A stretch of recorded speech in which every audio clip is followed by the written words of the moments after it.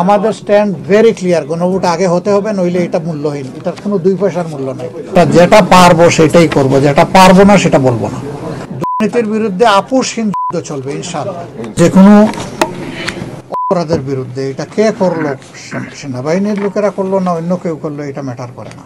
আমাদের কাছে অপরাধ যে করবে সে একজন অপরাধী। আমরা এই কথাগুলা যত জায়গায় বলা দরকার আমরা বলেছি, যাদেরকে বোঝানো দরকার আমরা বুঝিয়েছি। আমরা এটা চাই না কারো উপর অবিচার হবে, কিন্তু অপরাধ হলে তার ন্যায় বিচার পাওয়ার অধিকার টিমের অবশ্যই আছে।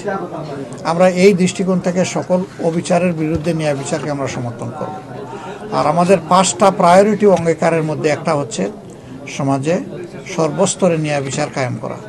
সুতরাং ন্যায় বিচার কায়েম করলে আগামীতে যারা অবশ্যই বিচার প্রার্থী হবেন তারা তাদের ন্যায় বিচার পাবেন, তারা বঞ্চিত হবেন না ইনশাআল্লাহ। আল্লাহ যদি আমাদেরকে সুযোগ দেন, যার যেখানে যে অবদান আছে আমরা কোনো কিছুর উপর অবিচার করব না ইনশাআল্লাহ।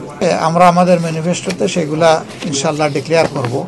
তবে আমাদের ম্যানিফেস্টো এখন বান্দা ঝাঁপি, আমরা স্কেজুয়াল ডিক্লারেশনের আগে ম্যানিফেস্টোর কিছুই ডিসক্লোজ করব না। আমরা এটা স্কেজুয়াল ডিক্লারেশন হওয়ার পরে ইনশাআল্লাহ ডিসক্লোজ করব। তখন আপনারা দেখতে পারবেন আমাদের ম্যানিফেস্টো কোরআনের আয়াত নয়, আমাদের জ্ঞান বুদ্ধি অনুযায়ী সর্বোচ্চটা যেটা পারবো সেটাই করব, যেটা পারবো না সেটা বলবো না। এবং মিথ্যা কোনো আশ্বাস আমরা জাতিকে দেব না, যে যার ইচ্ছা যাই দেব, এটা তাদের ব্যাপার, কিন্তু আমরা কোনো মিথ্যা আশ্বাস জাতিকে দেব না। আমাদের সেই ইয়েতে ম্যানিফেস্টোর সাথে ইনশাল্লাহ পরিকল্পনাও থাকবে, আপনারা পাবেন। সেখানে আপনাদের কোনো সাজেশন হলো এটাও আমরা চাই না। আমাদের পাশে খুব কম সহযোগিতা পেয়েছে রাজনৈতিক মহল থেকে। আমরা খুব সিরিয়াস ছিলাম। আমরা বিশ্বাস করি আমাদের প্রবাসী ভাইরা আমাদের কলিজার অংশ এবং আমাদের উন্নয়নের অংশ। সেই ভাইদের আমাদের প্রতি হক আছে, অধিকার আছে। তাদের এর মধ্যে সবচেয়ে বড় অধিকার হচ্ছে তাদের ভোটের অধিকার। আমি বলি যে এটা ব্যাটো পাওয়ার।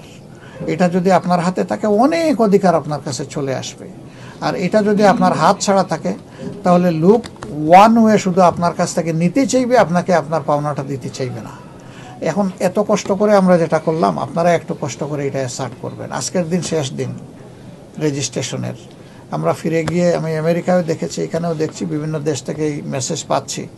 আমরা সরকারকে এবং নির্বাচন কমিশনকে অনুরোধ করব যে তারা অ্যাটলিস্ট আরও 15টা দিন বাড়াতে পারে কিনা। খুব বেশি পারবে না, ফেব্রুয়ারিতে যেহেতু ইলেকশন হবে, তার আগে খসড়া ভোটার তালিকা তাদেরকে ফাইনাল করতে হবে। এটা আবার জনগণের কাছে ফ্লোট করতে হবে। কোনো কনসার্ন থাকলে সেটা কারেকশন করতে হবে, কারেকশন করে সেটাকে ফাইনালাইজ করতে হবে।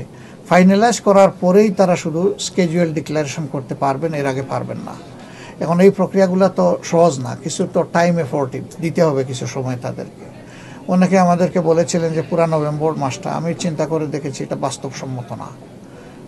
অন্তত নভেম্বরের 15 দিন যদি দেওয়া হয়, আর মানুষ সবাই যদি সিরিয়াস হয়, সরকার এবং নির্বাচন কমিশন যদি দায়িত্বশীল হয় এবং তারা তাদের দায়িত্ব পালন করে, তাহলে এবার 100% যদি হয় আলহামদুলিল্লাহ। যদি নাও হয়, বেশিরভাগ লোক যদি হয়, তাহলে আগামীতে 100% কমপ্লিট হবে ইনশাআল্লাহ।